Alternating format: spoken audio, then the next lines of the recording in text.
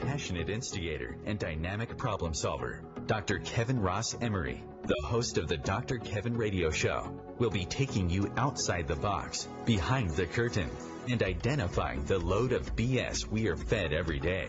And now, Dr. Kevin. Hello, hello, hello, and welcome to the lusty month of, oh no, it's not May. That's right, it was May. It's March. It's a month that begins with M. Hi, and welcome to the Dr. Kevin Show. We are happy to have you here, where we challenge everyone and everything, including those that are month disabled. We are here on OMTimes, where we're changing the world one ohm at a time. If you're one of our regular listeners, you know that this has been Thirst Quenching Thursday, the first Thursday of every month, where Matt Connarton and I... Hello, Matt. Hi, I also start with M. Ah, yeah, see? Another M. Those M's, they're going to do you in every time. And I usually get together to put some stuff out there to challenge it. Challenge your ideas, your thoughts, your perspectives. But this is the first month where we're doing a precursor to a TV show that we're doing called Neutral News, where Matt and I are going to try to see if we can give you a neutral presentation of what's going on instead of what we're hearing about. And then also discuss, is it really important or not? Does it really affect you? So, if you would like to be part of this show, if you'd like to call in, because this is now a live call-in show, and share your thoughts, your ideas, whatever, you may do so by calling in, and the number of the call-in show is 1-202-570-7057. That's 202-570-7057. And you can call in, and we'll answer it, and we'll put you on air, and we'll see what you have to say. So, Matt, as we get started, how are you this week? I'm good. I assume your confusion over what month it is has to do with our recent weather. Well, that could have something to do with it. It has been more May-like, April-May-like than February-March. I got to tell you, I'm concerned about climate change, but I could get used to these quick, easy winters that we've had last couple of years. I heard you could get used to quickies. Yes, this is a true story. Yeah. But, oh my. But, I have to say that we are, I've loved it. I think it's great.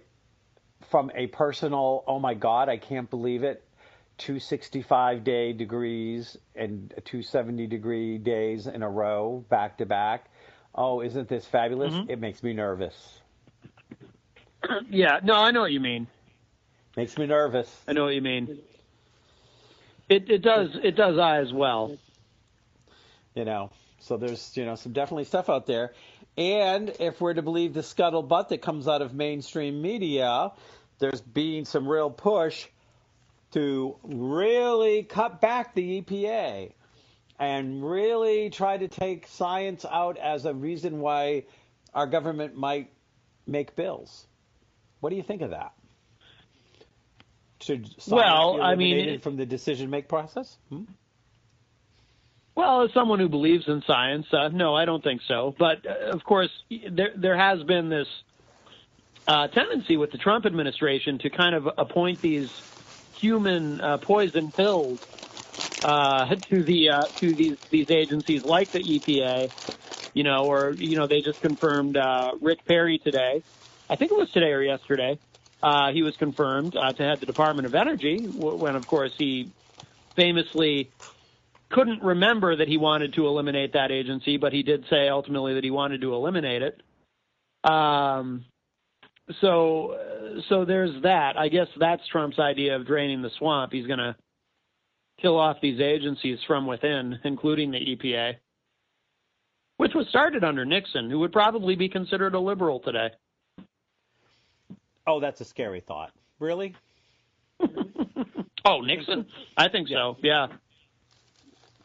Oh, my God. Well, they're certainly seeming to take at least one page out of the Nixon playbook, which is, let's see if we can do everything in our power to irritate the majority of public media. Uh, Oh, yeah. there was a very cute thing, and I'm going to see if I can find it really quickly, which I have to read. I found it on Axos, and they do a top 5 of stuff going on around, and trying to get people to get an idea. But this is from Axos Apple.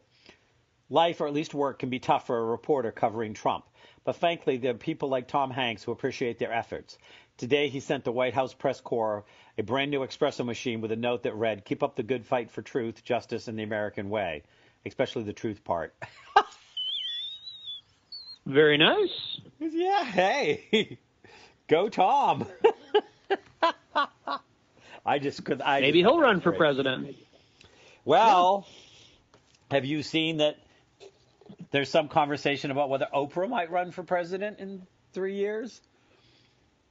I did hear when I was driving earlier, I had on NPR, and I heard a sound clip of Oprah saying, I mean, she may very well have just been kidding, but you never know. But yeah, I heard her say something about, I used to get asked this question, and I thought, I don't know enough, I don't have any political experience, and then, Trump won, and I said, oh, okay. So perhaps she will. I mean, she could certainly win. Oprah is very, very popular. Always has been. Yeah. Well, I mean, she is somebody who at least built a billion-dollar company. Didn't get not starting with millions to begin with. So if you want a business person to actually run the country, Oprah is actually more qualified than Donald Trump is. Oh, I absolutely agree with you. And Oprah is someone who, I had a discussion recently on my television program with someone who doesn't believe in the American dream anymore and thinks it's a fallacy. And I do believe in it. And I used Oprah as an example. I said, well, look, where else? In what other country? And I don't necessarily mean that literally. Perhaps I'm somewhat hyperbolic about when I use that phrase. But in what other country can, a poor black girl from the inner city of a major city grow up and become the most powerful woman in television? I mean, that's the story of Oprah Winfrey. Unlike, I mean, your point is quite valid. Unlike Trump, she didn't inherit a ton of money from her dad. She grew up dirt poor, but she was smart and she was determined and she knew what she wanted and she went out and got it. So she is truly self-made in a way that Trump can never claim to be. No. Absolutely. So the whole neutral news we were going to try to get past the hype, look at some of the real story, and then what does it mean to our listeners? We were each going to come up with some stories that we wanted to do, and we're going to do this once a month, and hopefully we'll actually get some people either coming to the Facebook page and leaving a comment or calling in and commenting. But if they do, they do. If they don't, they don't. Dr. Kevin, yes? I just need to interject with a technical question. I'm sorry, but is there any reason you would have, I don't know if it's my phone, is there any reason you would have just gotten much quieter? Because you're at about half the volume you were about a minute or two ago, but it could be my phone, so I apologize if... No, is this any better? Oh, there you go. Now you're back to your original volume. Yes, I can hear you much better now. Okay. I was just sliding my phone from one side of the table to the other. I didn't know it would make that much difference. I was reaching for my coffee. Oh, okay. Gotcha. God, that's scary. Anyways, yes, but please, thank you so much. Always let me know if suddenly I go soft. I seem to have a very sensitive child as a phone. Oh. Okay, so what was the first thing you wanted to talk about? Well, a story that I wanted to learn more about, so I've done a bit of research, is, there's been a lot of talk about this raid in Yemen, the first, I guess, sort of high profile, if you want to call it that, military operation of the Trump presidency. And, of course, we saw Trump during his first State of the Union. Well, of course, it was his first, so we actually call it address to a joint session of Congress, because for some reason we have to call it something else when it's the president's first one. And you know, he highlighted Karen Owens, who's the widow of William Ryan Owens, who was the Navy SEAL who was killed during the operation. And, you know, there's, you know, if we're trying to keep opinions out of this and whatnot, we'll put aside whether or not that was appropriate. And believe me, I do have some very strong feelings about that. But we'll put that aside. I wanted to know more about this operation and what exactly were they doing, and are Trump's claims factual in terms of, because if you saw the speech, did you see the speech, Dr. Kevin? Did you watch it? No. I had to get my nails done. It just took priority. Sure. Trump made the claim during the speech that the operation actually yielded quite the treasure trove of intelligence and whatnot, military intelligence, and that this gentleman, William Ryan Owens, did not die in vain. So I decided, well, I want to know more about this military operation itself, because, of course, there's a lot of speculation in the media in terms of how successful was the operation. And there's our first break. And we will be right back to find out what really happened in Yemen.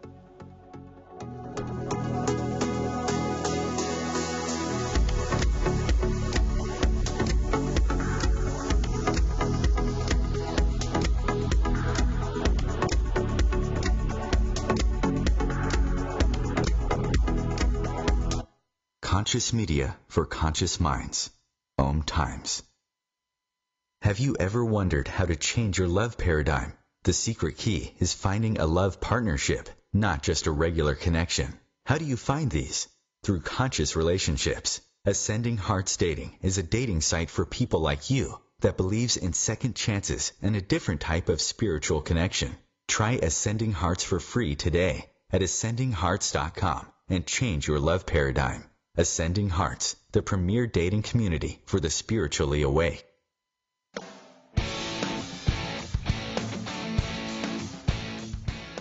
Looking for inspiration?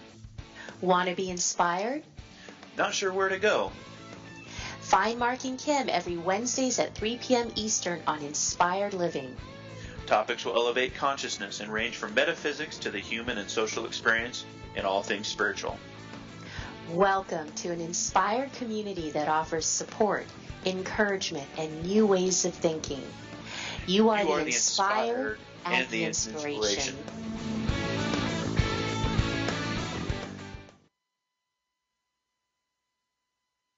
Mother, Mother Ocean. Hi, I'm Jimmy Buffett. West Indian manatees are one of the most unique animals on Earth, and we're still finding out so many new things about them. But manatees are endangered, and many of them are killed or injured each year because of watercraft collisions or other human activities. You can help save these gentle marine mammals. For free tips on what you can do, call Save the Manatee Club at 1-800-432-JOIN. Thank you.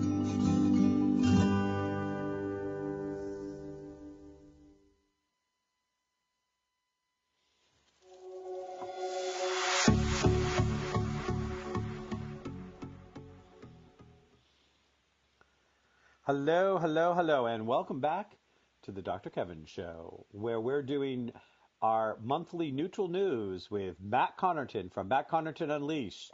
So, Matt, you were telling us that you wanted to investigate what really happened in Yemen.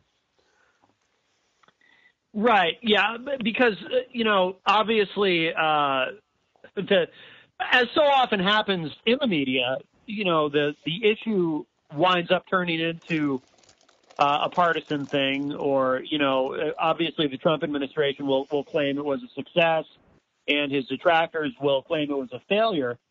So I wanted to do some research on this and learn more about it. And Trump did bring it up in his first State of the Union address the other night on February 28th.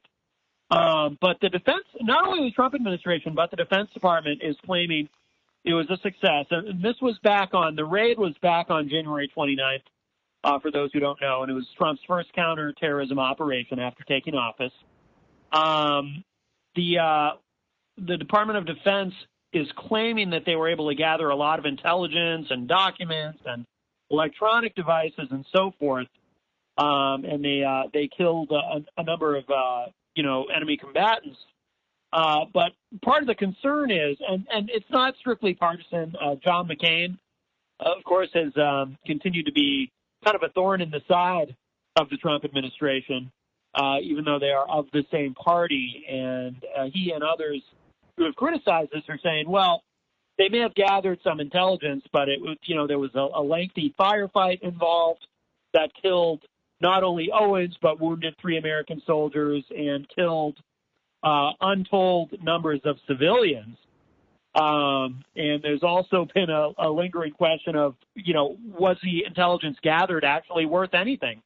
For example, they found a video involving bomb making, I think, that turns out it was from 10 years ago, from 2007. So many detractors are saying that the mission itself was actually a failure, and that the Trump administration and the DOD are trying to, kind of paint a rosy picture of it. The video, in fact, that has been publicly available online since 2007. But the administration and the DOD made a mistake in posting that and saying, here's an example, because they're trying to show that this was worth doing. So they posted that video saying, here's an example of what we procured. But it turns out when it came to their attention that they had made a mistake, they pulled it down. NBC reported on February 28th that the raid, quote, yielded no significant intelligence, unquote. The Associated Press, however, reported that it yielded valuable intelligence. This was on the same day, and they said, quote, data on the explosives they're manufacturing and the types of threats they're developing, unquote. So that's from the AP. So there are differing opinions on this. There is a quote here from David Gartenstein-Ross, a counterterrorism expert, and he says, quote, there's no way to assess how successful the raid has been in terms of intelligence collection when there are conflicting reports. The actual intelligence gleaned from the raid isn't publicly available, unquote. So that may be the problem with figuring this out. In terms of if the central question is, was it worth it? There is information that we, the public, will never know. So, we're not able to truly find that out. But it is interesting to see who is saying what about this. There's a claim that one of the civilians killed may have been an 8-year-old child, the daughter of Anwar al-Awlaki, an American-born Al-Qaeda leader who was killed back in 2011. So that name will be very familiar to some listeners. And there's also a question of how involved Trump actually was. Was he fully engaged when this was going on? It's very interesting to see how Trump has reacted to some of the criticism publicly. I have a quote here from something Trump said. This was on the 28th, the same day as his address to Congress, when asked about the mission on Fox and Friends. He said, quote, well, this was a mission that was started before I got here. This was something that was, just they wanted to do. And they came to see me and they explained what they wanted to do, the generals, who are very respected. My generals are the most respected that we've had in many decades, I believe, and they lost Ryan, unquote. And that was, Ryan, of course, refers to Ryan Owens, the Navy SEAL who was killed. But there are lingering questions with this. But part of why I thought this was interesting, too, is Yemen is not necessarily one of the hot spots you think of in this war on terror. I mean, obviously there are ongoing operations there, but it's not every day that you hear about a raid that took place in Yemen. But I think this is relevant. This is like I said, the first major military operation under Trump, and it's interesting to see how everyone is reacting to it. And there are lingering questions about it. So I wanted to at least kind of dive in a little bit. Oh, and something I want to add too.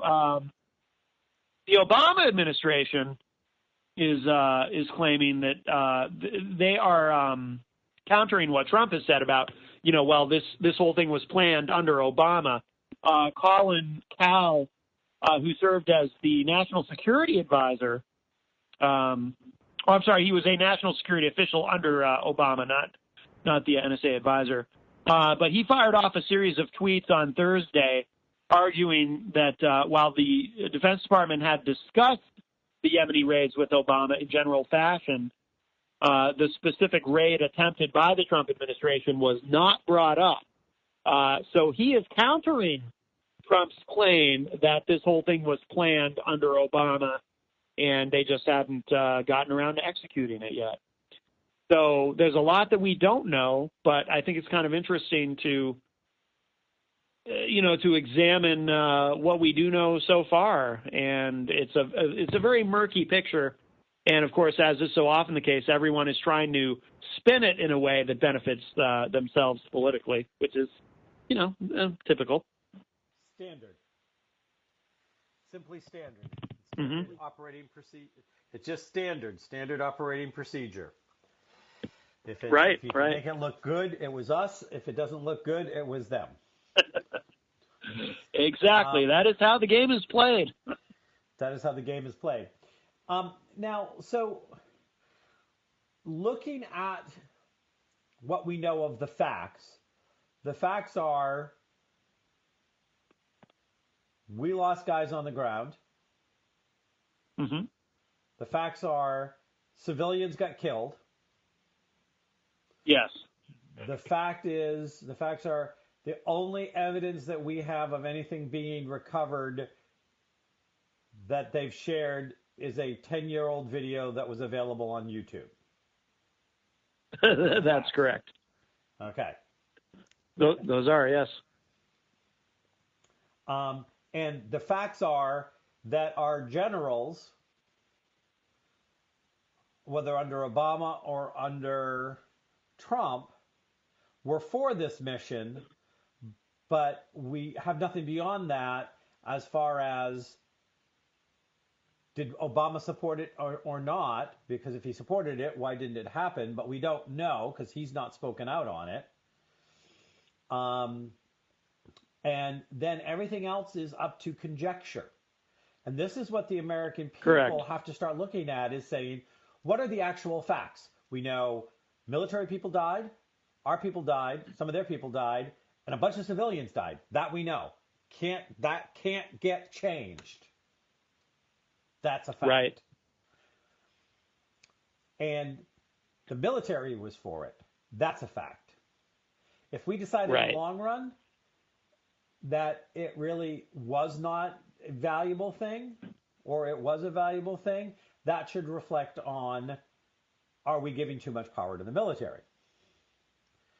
But we can't even comment on that because we don't know that.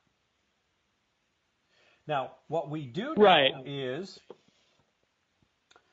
we do have Obama silent so far,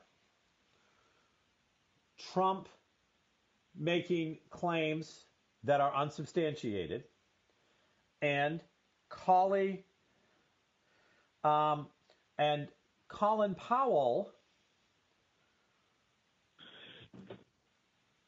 was actually in conflict with what Donald Trump said. Not Powell. No, his name's Colin Kahl, Kahl. Okay, so Colin Kahl, who is a national security advisor, who we don't know anything about. So we don't know where his loyalties lie. Is he saying that because He's a Democrat. He's for. I mean, if it had been Colin Powell, then it would have been a different case. I'm sorry. I thought you said Colin Powell. So, No. Okay. So the next step that the educated American wants to take, if they actually even want to go on and find out how much can we trust our current administration, how can we trust our current government, and how much will we be giving a snow job, would be to actually check and check in on, see if there's anything about this guy that would tell us, does he have a history of making things up versus the history that Trump has of making things up? Because Trump does have a documented history of misspeaking and you know, the kind word is misspeaking, but probably a more honest word is lying.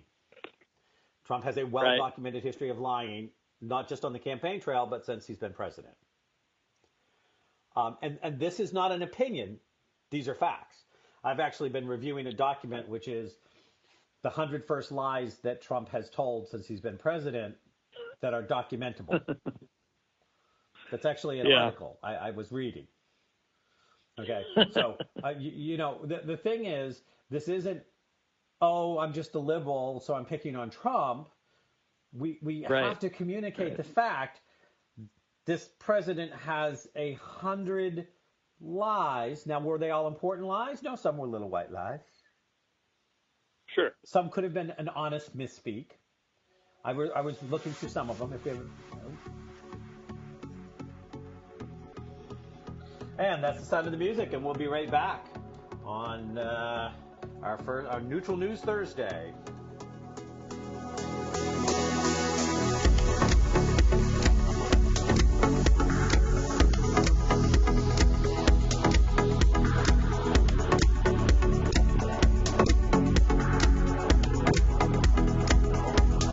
The Real Conscious Connection.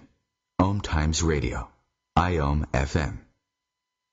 The number one reason girls drop out of school in sub-Saharan Africa is lack of access to feminine hygiene products. The Pads for Schoolgirls Project, an outreach of Humanity Healing International, is changing this paradigm by setting up sewing programs at schools, teaching girls a vocational skill, while producing the reusable pads that help keep them attending classes. The girls pay it forward by making and giving pad kits to other girls in need. To learn more, visit humanityhealing.org. Humanity Healing is where your heart is.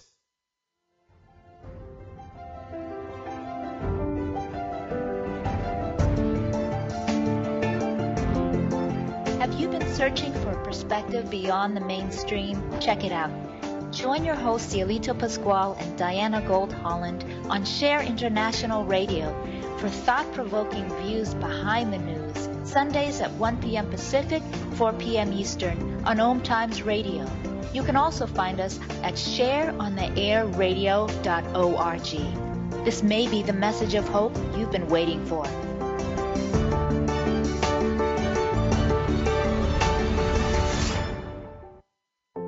This is why you work so hard to pay the mortgage. Because home is more than four walls and a roof. It's that porch swing on a summer evening. It's everybody over for Sunday dinner. And your family sleeping in their own beds at night.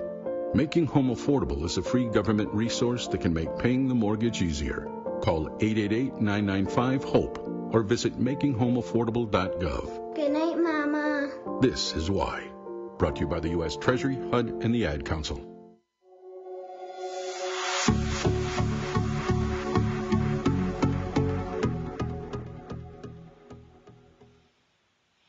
Hello, and welcome back to the Dr. Kevin Show, and our first of many first of the month Thursdays called Neutral News with Matt Connarton from Matt Connarton Unleashed and myself.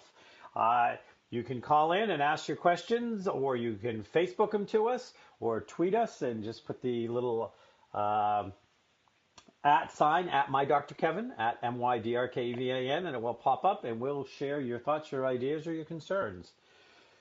So, Matt, so part of this to me is not do we need to evaluate what we know and what we don't know, but there's also a part of it is that we get to evaluate what we know of the source we're getting it from. What is its reliability rating? Do you think that that's fair? Well, I can tell you. Oh, absolutely. But let me say this, and some of the information. I mean, I gleaned from some different articles, and I kind of put something together. Some of it was from PolitiFact.org, which I find very reliable. But I will say this, I think that there, and a lot of people will disagree with me on this, I think that there is no shortage of news sources available online that are just, straight news. I think that those get lost in all the sound and fury of opinion-based journalism, which has become very popular. So I think that, I think there is real journalism, real straight journalism out there, and I think there are a lot of great sources for it, but I think people are kind of wrapped up in this idea that everything now is opinion journalism, and there is a lot of it. I mean, that carries the day. There's a reason why, for example, these cable news channels, like you've got Fox News on the right, MSNBC on the left, there's a reason that model has become so popular. But I do think, so maybe you have to dig a little deeper to find objective, just fact-based, no-opinion news sources. But I do think there are many of them. And this is one of the reasons why I think it's so important for people to approach this with an open mind and try to put their own biases aside. Because this is one of the problems in this country is there's such a tendency to just give in to confirmation bias and only go to news sources that individuals find support their pre-existing biases and worldview and whatnot, and so, which I think gives way even more so to the rise of opinion-based journalism. It's kind of a chicken or the egg thing. But I think there's a lot of great, credible news sources out there, and I think maybe you got to look a little harder for them than you used to have to. But they're there. Yeah, I'm gonna put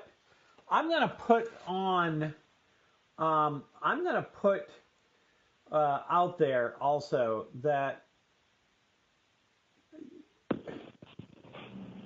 I want people to, well, first of all, I don't think I actually got our first neutral news posted on my Dr. Kevin Facebook page. I've been inundated for the last 10 days. And so I will get a post out there. And once I get that post out there, I'm going to ask you, Bat, to go and list what you think are some of the easiest to get to, most neutral, credible sources that you go to. Oh, that's a good idea. Yeah, absolutely. Let's get that out there. I mean, it's not like we're trying to keep it hidden. The second thing is, every time you read a sensational headline, you need to read the whole article, and then you need to highlight what the truth was that you actually discovered on the column 3, on the turn page, halfway down in the story. Mm-hmm. Because the first thing is, you can identify the sources you should probably just start ignoring, not watching, not reading, not supporting, even calling out on their shit, whether it's liberal or conservative, by the ones that have the hyper scare tactic headlines that when you read 3 paragraphs down, but the truth was that really nobody got hurt. Clickbait. Which is very common now, very prevalent. Yep. It used to be called yellow journalism. I shouldn't say. Yeah, and I shouldn't say now, by the way, because that makes it sound recent. Clickbait's been around for a very, very long time. But I mean, I think it has become even more and more prevalent, however, because people make money with it through pay-per-click advertising and whatnot. It's very profitable for some people. I don't know why people continue to fall for it, but they do. But you have the clickbait advertising that are your mini 30-second commercials about the upcoming news. I mean, you've got clickbait advertising. I mean, we could just actually just call it, clickbait news instead of Fox News, or CNN half the time. Okay. And so they're out there. And so you have to start to look and say, I have to stop even reading, because what happens? We're busy. We read the headline and the first 2 lines on our phone. We catch it. We're multitasking. We hear it in the background. We see it pop up somewhere, and we don't have time to read the full article. And that's one of the easiest ways for us to get manipulated and misdirected. Well, I'll tell you what, Dr. Kevin, too. Go ahead. I was just going to say, the way a lot of people discuss politics now, you can tell. I mean, I've had conversations with people like this, and I'm sure you have too, where you can actually tell, okay, I'm speaking to someone who literally just reads headlines and doesn't even read the articles. Like, okay, I'm talking to someone who goes to Breitbart.com and just reads the headlines, and that's it. I mean, I have conversations like that with people, and like I said, I'm sure you do as well, and it's frightening.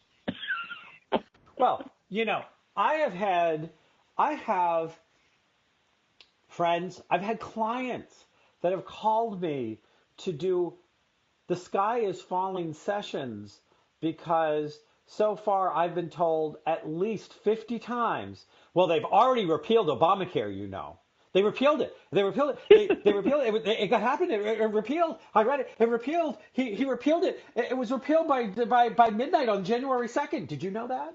He didn't take office till the 20th. But it was repealed by January 2nd. Yeah.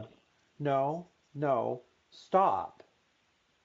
Because whoever we want to define as they, being the bad guy, will win if we get completely burned out, apathetic, and give up because we're being sucker punched by these headlines that always follow with, and if you want to fight against this, chip in $5. Chip in $10. Yep. And I actually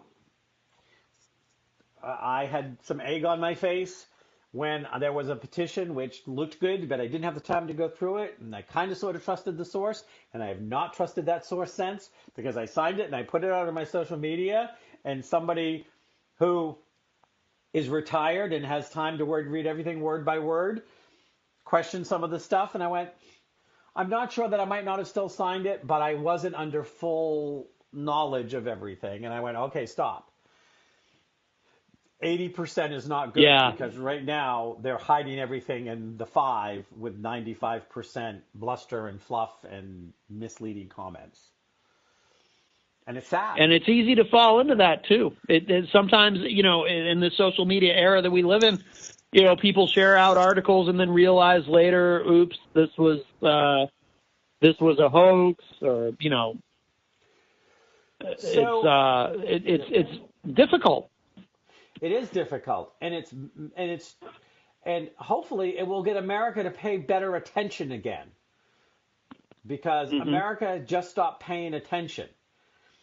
And speaking of that, and I did not get a chance because it came up at the last minute, so I will be very honest to say I did not get a chance to research these as much as I wanted to. But one of my concerns is that they're trying to put 3 bills through that would not allow science to play a role in lawmaking, decision making. That they are trying to put, and I didn't get a chance to check them because they showed up like an hour ago. That they're trying to do pass through these 3 midnight bills that if you don't have some watchdog paying attention to, nobody's paying attention to, because they're all getting lost in all of this like Beavis and Butthead activity that's going on in Washington. Right. Well, yeah, and that's intentional. Yeah. Yeah. So, it's almost like, and I'd like to say it, you know what? If I was sitting back, retired, and plenty of time on my hands, I could research all this stuff as thoroughly as I would like. And, if wishes were horses, beggars would ride. Because, yes, there are sources you can go to, but sometimes you got to know the question you're looking for. You got to know what to ask. You got to know what to think. So, but I do want to put people out there, and I want to say, start in your head eliminating your sources by the faux headlines. That's the first way to go, okay, yeah, I'm not looking into this source anymore. And the next thing is, now you had a second one? Did you have a second one? Oh yeah, I have something else that's not as I don't want to say not as relevant, but there's something else I wanted to talk about because it has come up in the news, and it's civil asset forfeiture and the way that this may proceed under the Trump administration, which I think is the reason I picked this is because I think it's an issue that's very relevant, and there are some recent developments with it that I think are worth discussing, but I don't think it's an issue that most people actively think about, but it's the type of thing that you don't actively think about until it affects you or someone you care about. So I think it's instructive knowing about this issue and how people currently in power and the new administration, how they think and feel about it. It's instructive in terms of knowing how they will govern overall and what their attitudes are. Okay, we'll be right back where you can explain to our listeners a little more about what you're talking about.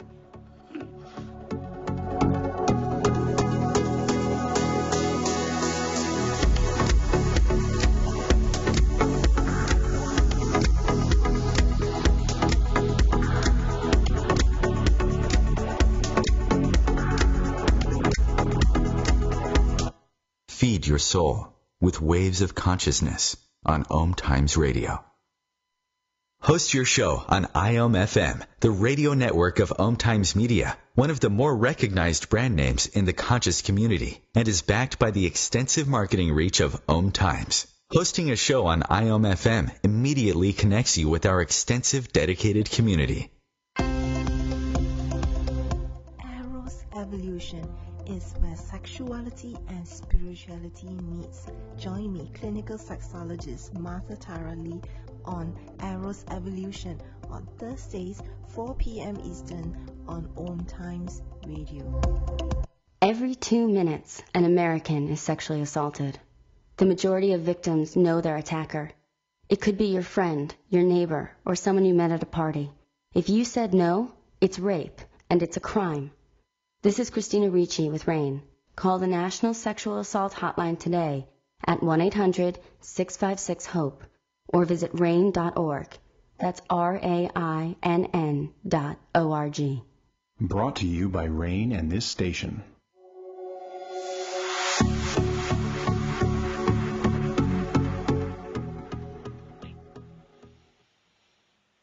Hello, and welcome back to the Dr. Kevin Show. And here on the first Thursday of the month, we're doing our Neutral News Show, where Matt Connarton from Matt Connarton Unleashed and I are trying to see if we can shed a little illumination of truth into some of the major stories, or stories that should be major stories that aren't getting talked about in today's world. So, Matt, elaborate a little bit more on what you were talking about before we went on break. Sure. So civil asset forfeiture, which also is sometimes referred to as civil seizure, or civil judicial forfeiture. It's the practice whereby the government, law enforcement, is able to seize your assets if you have assets that are suspected of being used in the commission of a crime, or monies that were procured through the commission of a crime. Ill-gotten gains, if you will. I guess that's where that term would come from. And it's very often used, I think it's mostly used, and this is the rationale for it, in drug cases where, say, for example, someone has a pile of cash and it's suspected that was, gotten through drug sales. And it's a controversial practice. It actually dates back to the 1800s British maritime law, but it really became prevalent in terms of use in this country during the Prohibition era.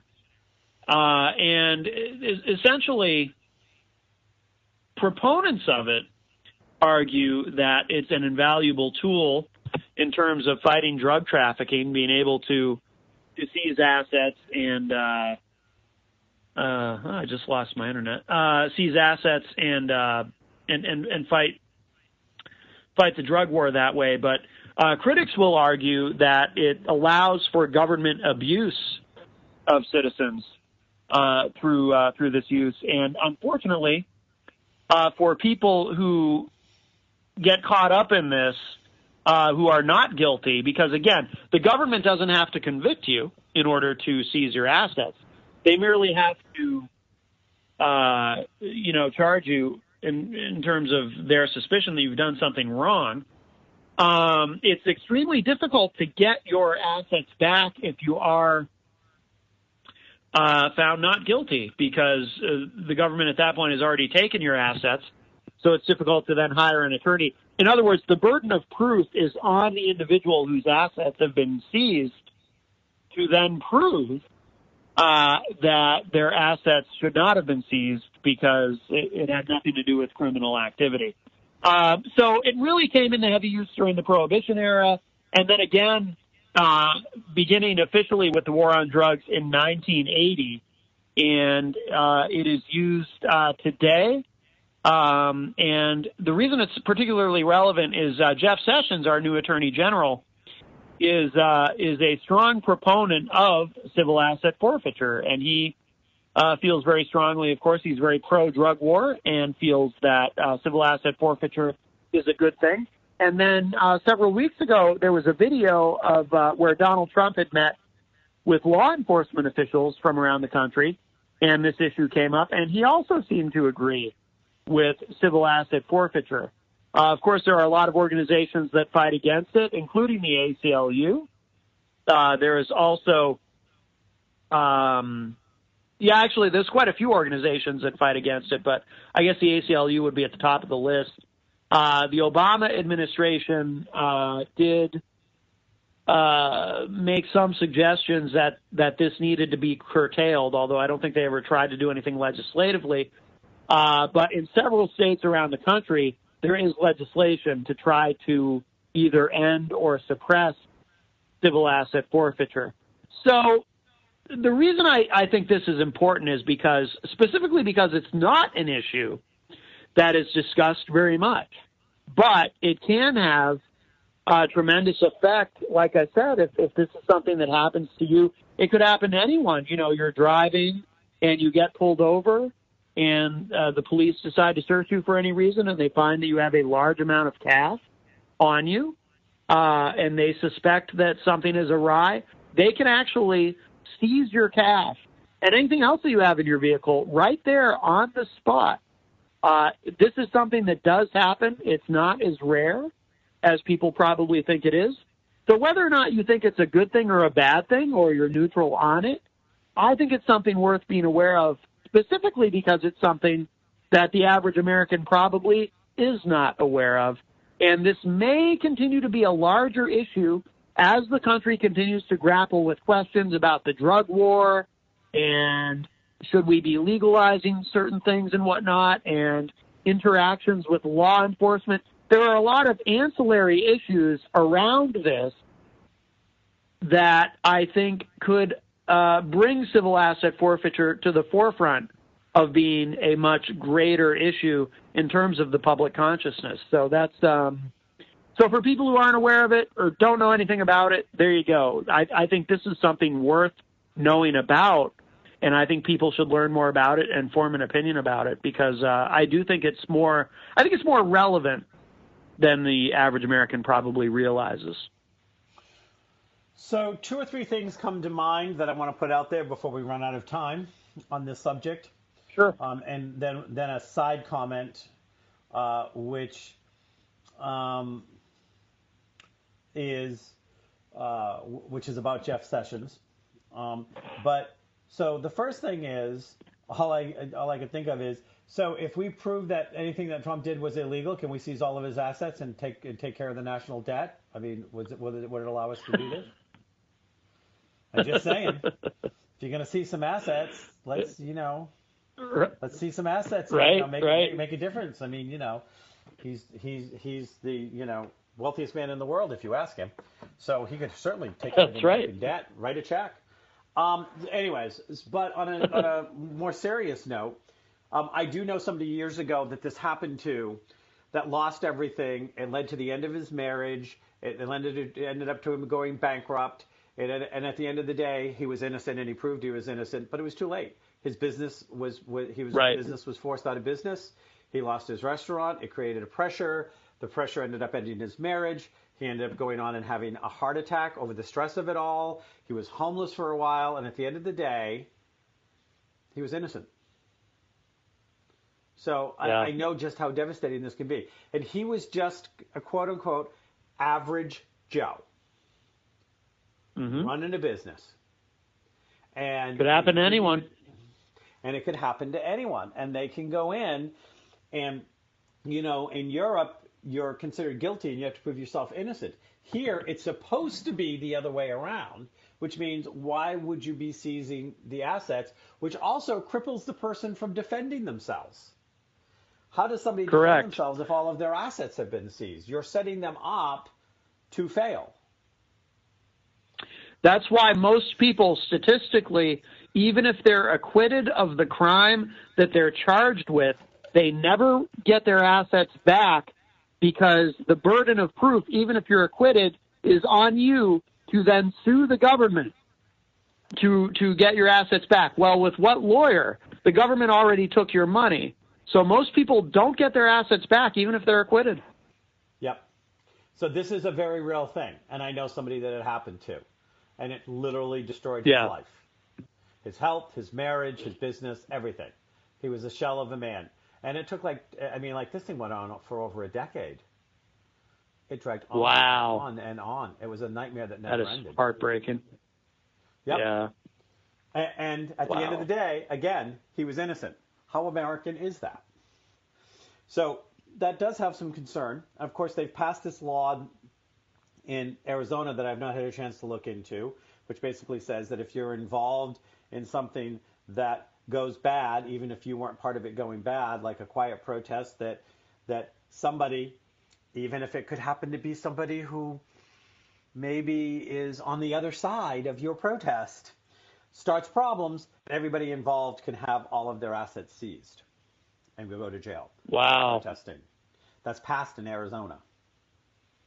Wow. And it's a spin out of this type of thing.